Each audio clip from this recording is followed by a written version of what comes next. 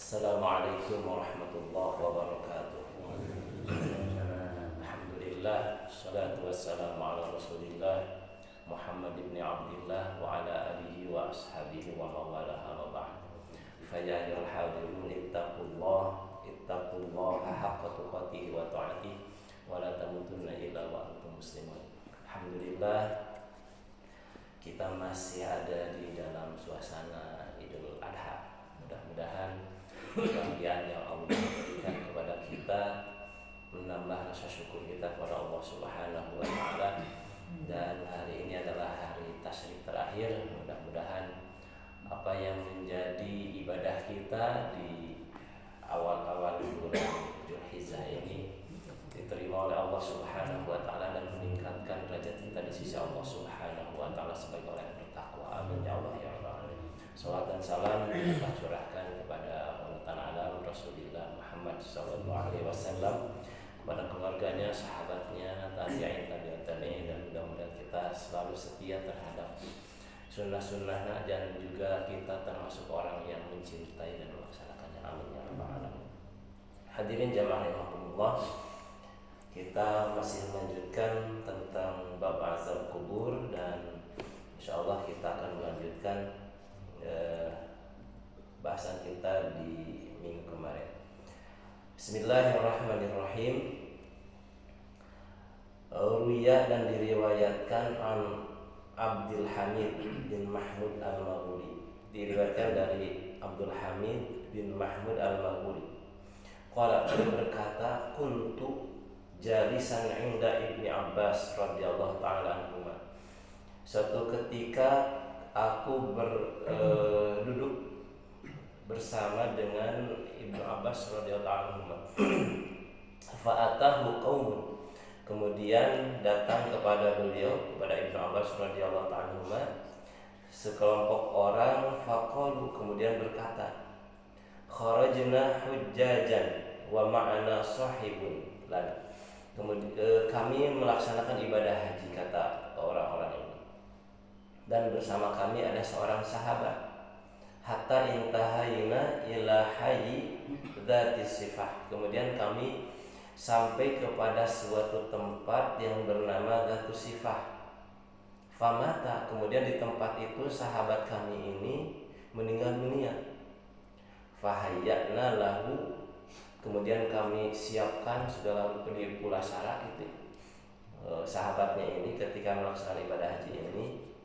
Summa intalaqa, kemudian kami pergi untuk menguburkannya. Fahafarna lahu qabran walahda, kemudian kami menggali kuburnya dan liang lahatnya.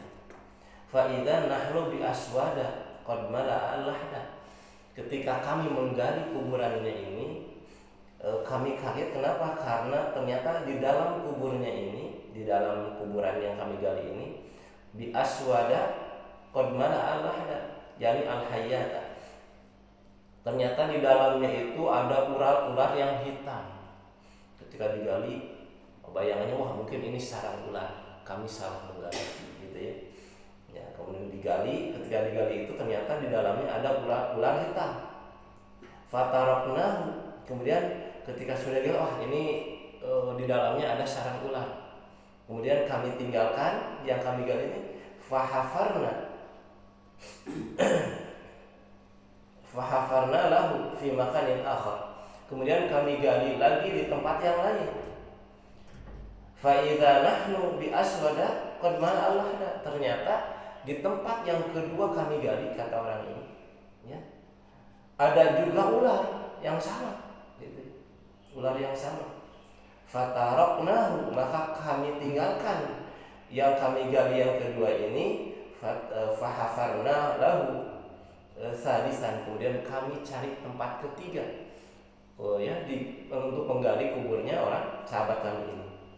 Fa idza nahnu bi aswada qad mala'a lahda, tapi sama di tempat yang ketiga pun ketika digali di dalamnya terdapat ular yang hitam. Fatarokna, maka kami tinggalkan. Jadi digali galian pertama itu ternyata di dalamnya ada ular. Menggali yang kedua masih ada ular, sampai yang ketiga itu masih ada ular juga. wa atainaka, maka kami datang kepadamu. Jadi ini gimana nih? Kami telah menggali 3 kali kuburan untuk sahabat kami ini, dan ketiga-tiganya ini ada dipenuhi dengan ular. Qala Ibnu Abbas radhiyallahu ta'ala, maka Ibnu Abbas radhiyallahu anhu berkata, "Dzalikal fi'lu alladzi kana yaf'aluhu." Sebetulnya apa yang kamu temukan itu adalah hasil dari pekerjaan sebelumnya sahabat kamu ini. Jadi kuburannya itu mencerminkan apa yang dilakukannya pada masa hidupnya. Gitu ya, kata Ibnu Abbas. Intaliqu fadfinu fi ba'diha. Maka pergilah kalian dan kuburkanlah ya di antara ketiga kuburan yang telah kamu gali. Kenapa? Fa wallahi, demi Allah, kata Ibnu Abbas, law hafartum al-arda kullaha, seandainya kamu gali seluruh bumi, la wajadtumuhu fiha, maka kamu akan menemukan setiap bumi yang kamu gali ini akan kamu temukan ular-ular itu. Nah, jadi dimanapun kamu gali, kata Ibnu Abbas, maka akan ada ular itu. Gitu. Kenapa? Karena tadi setiap kuburan ini mencerminkan apa yang menjadi kebiasaan pada masa hidupnya.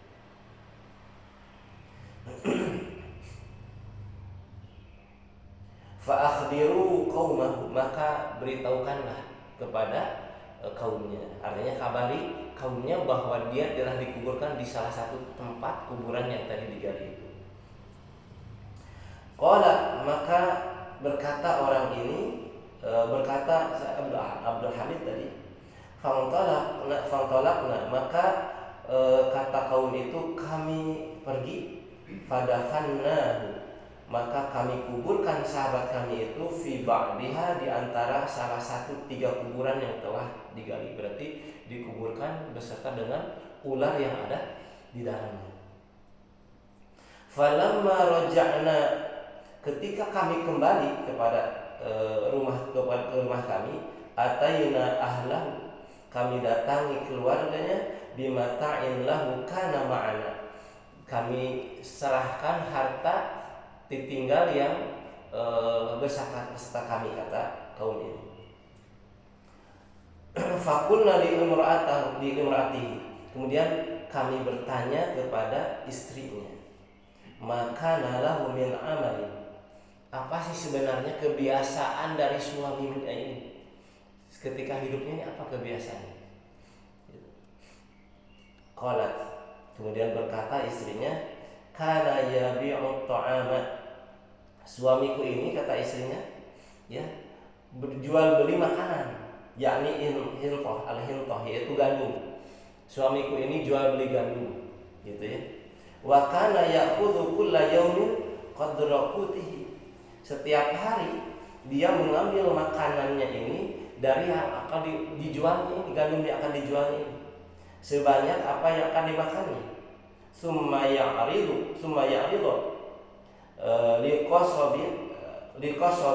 liqasabi mislihi, kemudian dia gabungkan ya dengan jerami sebanyak apa yang diambil, jadi dicampur, Pak.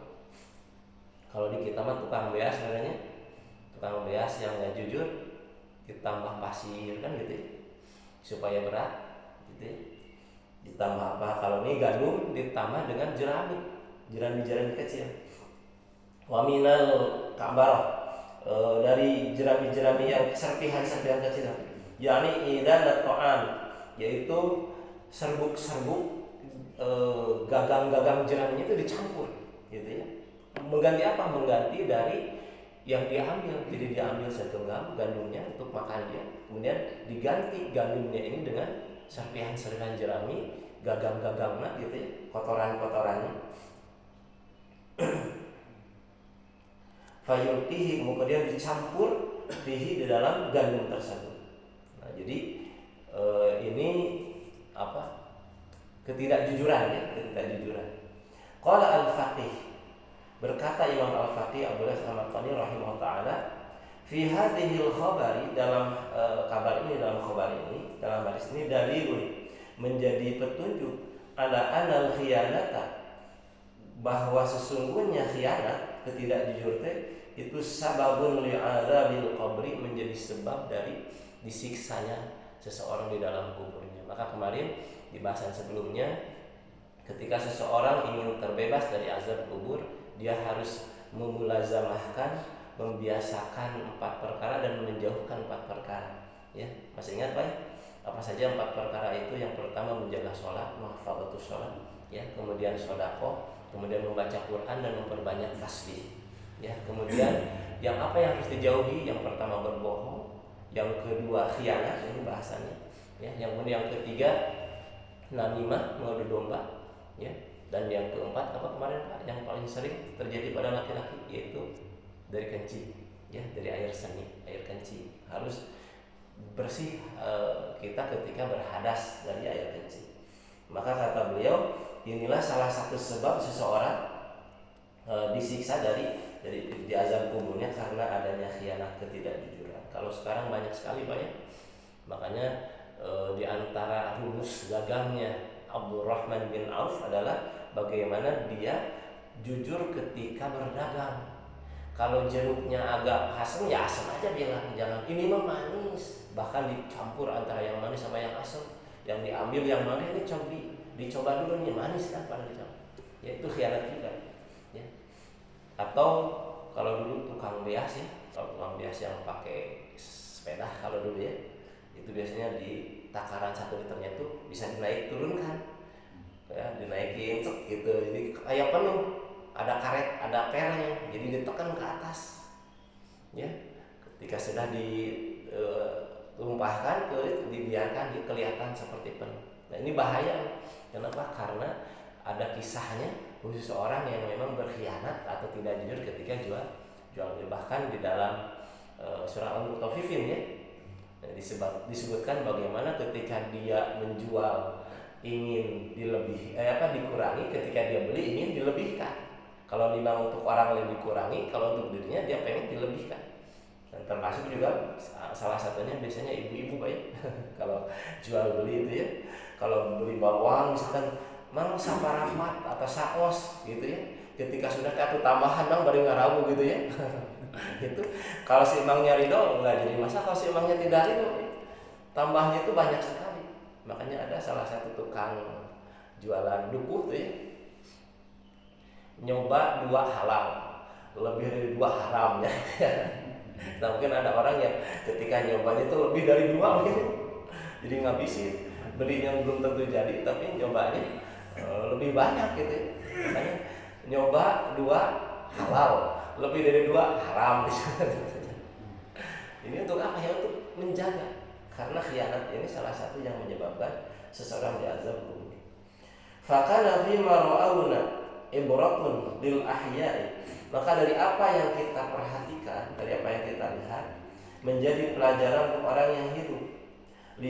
Liyamtani'u minal khiyanati, untuk menjauhkan kita, ya, untuk orang-orang yang hidup dari sifat khianat. Gitu, ya. Kemudian itu kisahnya Pak, ya. Jadi seseorang yang khianat itu berkemungkinan besar, naudzubillah, gitu, ya, termasuk orang-orang yang akan mendapatkan siksa kubur. Wa yuqalu, dan disebutkan innal arda, diriwayatkan bahwa sesungguhnya bumi ini tunadi kulla yaumin khamsata marrat, bahwa bumi ini setiap hari itu memanggil-manggil, ya, 5 kali, ya, memanggil-manggil 5 kali. Awwalu nidain, yang pertama panggilannya, ya, taqulu, bumi ini berkata, yabna Adam, wahai manusia, tamshi ala dhahri, kamu berjalan di atas aku, wa masiruka ila batni, dan tempat kembali kamu ada di perutku, ya. Wasani, dan yang kedua, taqulu, bumi ini berkata, yabna Adam, wahai manusia, ta'kulu alwana, kamu memakan makanan bermacam-macam di atasku, ala dhahri, di atasku, wa ta'kulu ka'addidan, dan kamu akan dimakan oleh ulat dan cacing, fi batni, di dalam perutku. Jadi kalau, dan memang manusia kan nggak ada, walaupun secara zahiriah Pak, ada kan yang dikubur di atas bukit Pak ya, misalnya di Tanah Toraja ya, itu orang mati itu, orang meninggal disimpannya di gunung gitu, di bukit, diselap-selapkan gitu ya. Tapi tetap hakikatnya alam kuburnya tetap ada di dalam perut bumi gitu ya, walaupun jasmaniahnya, jasadnya ada di luar.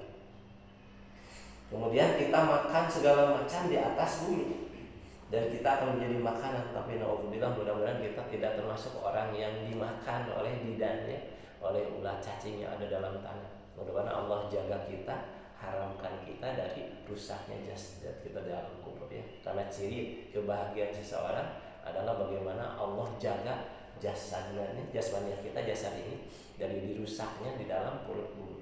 Karena bumi pun akan enggan ketika seorang yang bertakwa, orang yang soleh gitu ya, yang dikuburkan, itu akan dijaga, akan utuh insya Allah.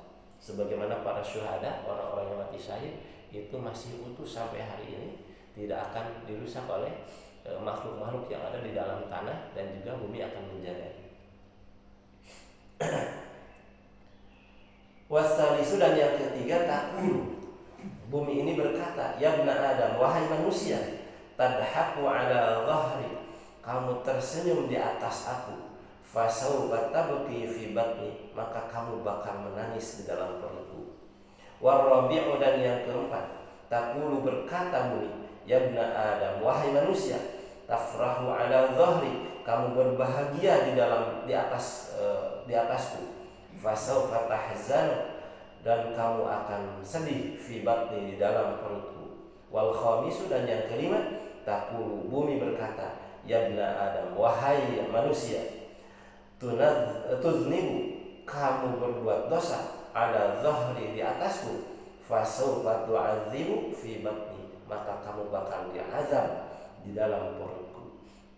Jadi bumi ini berkata, seandainya kita mendengar apa yang diucapkan, apa yang dikatakan bumi ini, saya yakin semua manusia pasti akan soleh, semua manusia pasti akan baik kan? Kenapa? Karena dia dikasih peringatan yang nyata. Ketika kita lewat ke kuburan, kira-kira ketika mendengar suara ini, apa yang kita lakukan Pak? Pasti lompat banyak, lari, takut. Pasti kita mikirnya kemana? Juri jenah gitu ya? Bisa jadi suatu ketika, bisa jadi Allah, kalau istilah Sunda kawenehannya, bisa jadi Allah perlihatkan untuk membuat peringatan bagi kita ya, bisa jadi. Mungkin pengalaman spiritual seseorang mungkin ya, bisa jadi. Kenapa? Ternyata bumi setiap kali itu, setiap hari berkata 5 perkara ini, memperingatkan kepada kita bagaimana dahsyatnya di dalam perut bumi ini.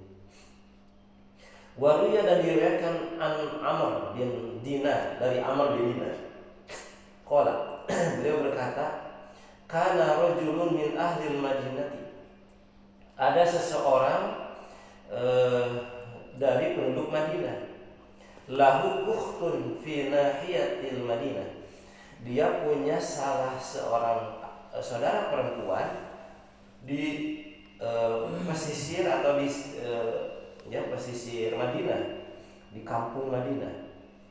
Fastakat, maka saudara perempuannya ini sakit. Fakana ya'tiha ya'uduha, kemudian karena mendengar saudara perempuannya sakit, maka dia menjenguk saudara perempuannya ini. Ketika menjenguk, maka saudara perempuannya ini meninggal. Ketika meninggal ya seperti biasa, fajahazaha, kemudian dia pulasara saudara perempuannya ini, fahamalaha ila qabriha, kemudian dibawa kepada kuburnya. Falamma dufina, ketika saudara perempuannya ini dikuburkan, selesai gitu ya, waraja'a ila ahli, kemudian dia kembali kepada keluarganya, dzakara annahu nasiya kisah, dia lupa ya, karena ma'ahu ya, dia lupa ketika dia menguburkan, dia megang di sakunya ini ada dompet lah gitu ya. Kemudian dia ingat ketika dia menggali ini atau menguburkan saudara perempuannya ini, si dompetnya ini jatuh. Baru ingat setelah pulang, dompet saya tadi pas ngubur jatuh ke kubur, gitu ya. Fasta'ana bi rajulin min ashabi, maka dia udah baru dikubur ini ya, baru dikubur. Kemudian dia minta bantuan kepada salah seorang laki-laki dari sahabatnya, ya. Fa'ataya, kemudian dua-duanya datang al-qabr, kepada kuburnya si saudara perempuan ini. Fanabasah, kemudian digalilah, ya. Fawajada al-kisah, maka ketika digali lagi, oh ini ketemu nih dompet yang jatuh ini. Faqala lirrajuli, maka si saudara laki-laki ini, ya, bertanya kepada sahabatnya, tanaha, coba minggir dikit lah, gitu ya, kalau kata itu. Hatta anzuru ala ayyi halil ukhti, ya, saya pengen tahu sih gimana keadaan saudara perempuanku yang baru dikuburkan tadi, gitu ya.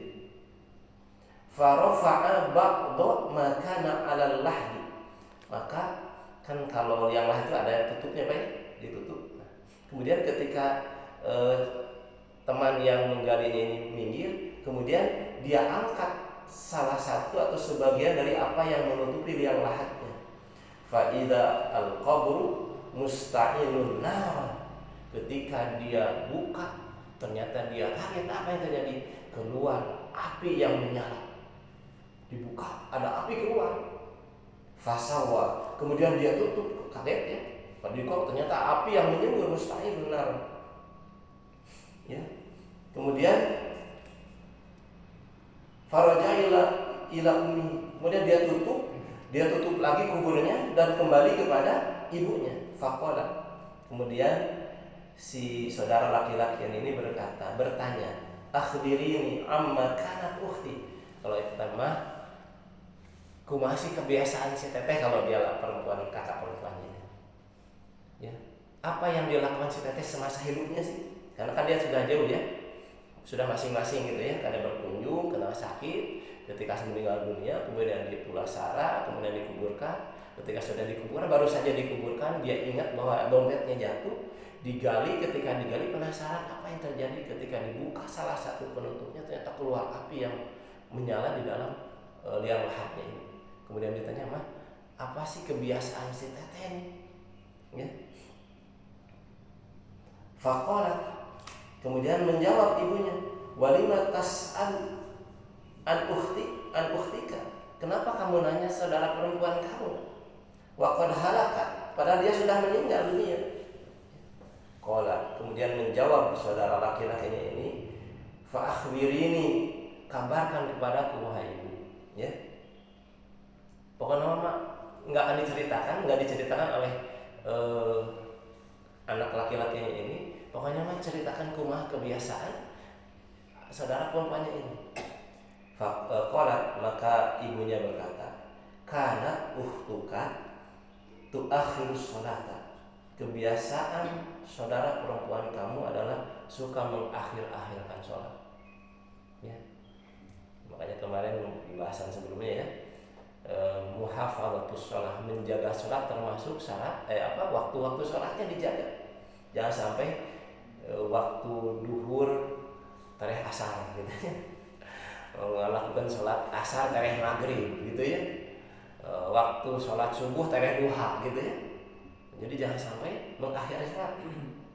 Wala tusalli bi taharatin tamatin, dan dia tidaklah sholat kecuali dia itu tidak pernah menyempurnakan taharahnya. Jadi wudu teh kasaingan tuh gitu nya, asal basuh kan ada ya gitu. Anak-anak kalau wudu teh asal wae gitu, asal basuh gitu ya. Tidak disempurnakan bersucinya ini.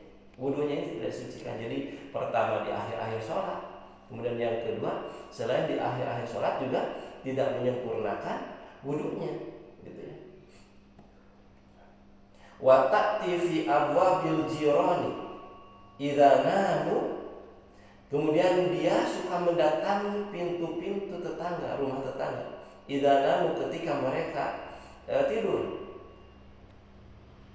Fatul qimu udhunahu, kemudian dia tempelkan telinganya abwabahum kepada rumah tetangga. Fatakhruju hadithahum, yani innahu kanat tastami'u al haditha likai tansidin namimah. Sok ngibah namimah, aduh, jadi sok nguping pembicaraan orang lain, ya. Ya kan ada orang yang telinganya itu apa? Sensitif ya, kalau dengar kekurangan orang teh, ada isu apa nih yang terbaru, wah saya peka sih. Dan dia senang kan itu. Senang kalau ada kabar dari tetangga itu jadi bahan pembicaraan. Jadi adu domba gitu ya. Nauzubillah. Wa huwa sababu adzabil qabri, maka perbuatannya ini menjadi sebab disiksa di dalam kuburnya. Ini memang ibunya tidak tahu apa yang terjadi, tapi saudaranya ternyata ketika dibuka azab kubur itu nyata. Dan apa di antara sebabnya? Pertama, mengakhir-akhir sholat.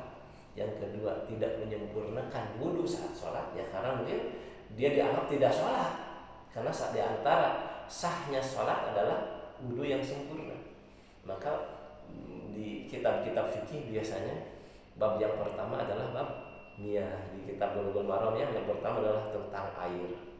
Kenapa? Karena taharah kan, suci dengan air. Air apa saja yang bisa dipakai bersuci. Jangan sampai setiap air kita pakai, dan saya mah orang kaya, kagok kucai sumur mah air pamah, saya mau wudunya pakai air susu saja sekalian luluran gitu ya, tetap tidak sah Pak ya. Walaupun suci tapi tidak menyucikan, karena air suci air tohur itu kan ada 7 ya, tidak termasuk dalam air susu, air madu gitu ya, seperti itu. Jadi bagaimana sholat seseorang ini sah dari mulai berwudu ya. Ada di antara salah satu kubur. Jadi itu sebab dari disiksa dari kubur. Faman arada ayyan jua min adzabil qabri, maka barang siapa saja yang ingin terbebas dari siksa kubur, fa alaihi ayyataharraza, maka hendaklah orang ini menjaga dirinya anin namimati, dari mengadu domba, wa ansa iridzunubi, dan dari dosa-dosa yang lainnya, lian jua min adzabihi, supaya dia selamat dari siksa kubur, wa yaskula alaihi su'al munkarin wa nakirin, dan dia dimudahkan oleh Allah Subhanahu wa taala dari pertanyaan malaikat munkar dan nakir. Qala Allah Ta'ala, Allah Subhanahu wa taala berfirman, yusabbitullahu alladhina amanu bil qawli tsabiti fil hayatid dunya wa fil akhirah, dan Allah menetapkan orang-orang yang beriman dengan perkataan yang kokoh fil hayatid dunya, dalam hidupnya dalam kehidupannya di dunia, wa fil akhirati, dan dari kehidupan akhirat. Surat Ibrahim ayat 27. Insyaallah bahasan berikutnya kita akan bahas bagaimana kaitan firman Allah ini dengan diselamatkannya seseorang, dikuatkannya seseorang ya dari fitnah-fitnah kubur, dari pertanyaan-pertanyaan kubur, dan bagaimana orang ini oleh Allah Subhanahu wa taala dijaga ya dengan perkataan-perkataan yang kuat, dituntun, dibimbing lisannya ini ketika ditanya jawabannya benar gitu ya. Ketika ada yang datang dia bisa menghadapinya dengan tenang, sebagaimana firman Allah di surat Ibrahim ayat 27 ini. Walhamdulillahirabbil alamin. Mudah-mudahan Allah Subhanahu wa taala menjaga kita dari perbuatan-perbuatan yang menyebabkan disiksanya kita di alam kubur, karena tidak ada yang perlu kita takutkan sebetulnya ketika kita berada dalam lindungan Allah Subhanahu wa taala. Dan kita harus takut ketika kita melakukan perbuatan-perbuatan ini dengan kesadaran, bahkan auzubillah dengan menantang Allah Subhanahu wa taala dengan siksaannya. Dan mudah-mudahan tidak ada satupun seorang mukmin kecuali dia melakukan perbuatan dosa, dan dosanya ini dia pasti akan bertobat, dia akan kembali kepada Allah Subhanahu wa taala, mohon ampun atas kesalahan, dan mudah-mudahan dijauhkan dari azab kubur. Rabbana taqabbal minna innaka antas samiul alim wa tub 'alaina innaka antat tawwabur rahim. Rabbana atina fid dunya hasanah wa fil akhirati hasanah wa qina adzabannar wa adkhilnal jannata ma'al abrar ya aziz ya ghaffar ya rabbal alamin. Subhanakallahumma wa bihamdika asyhadu an la ilaha illa anta astaghfiruka wa atubu ilaik. Walhamdulillahi rabbil alamin. Aqulu qouli hadza wa astaghfirullah li wa lakum ajmain. Wassalamualaikum warahmatullahi wabarakatuh.